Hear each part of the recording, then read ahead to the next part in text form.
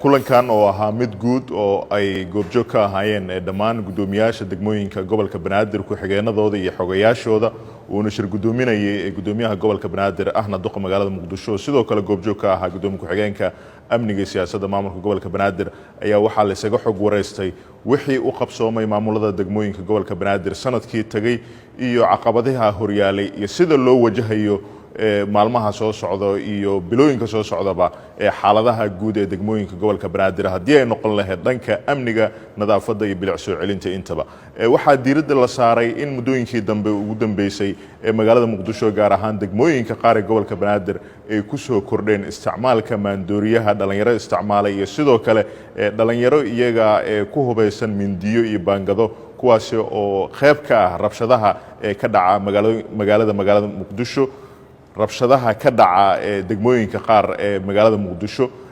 maamulka gobolka Banaadir oo kaashanaya taliska guud ee ciidanka booliska ee Soomaaliyeed ayaa waxa ay isla garteen in la sameeyo hoggaan gaar ah oo la dagaala maandooriyaha iyo ka hortaga anshax xumada kuwaas oo dhawaan ka howlgali doona magaalada Muqdisho iyadoo aan fariintan ugu faa'iideysanayno waalidiinta ku dhaqan ee caasimadda magaalada Muqdisho dhalay caruurta iyagu ku hubeysan mindiyada baangadaha rabshadaha ka sameeya magaalada Muqdisho iyo sidoo kale caruurta iyaguna isticmaala maandooriyaha waalidiintooda in ay caruurtaas gacan ku qabtaan maalmaha soo socdana ay ogaadaan waalidiintaba in ay laamaha kala gedisan amniga iyo waliba hoggaanka cusub la dagaalanka maandooriyaha iyo ka hortaga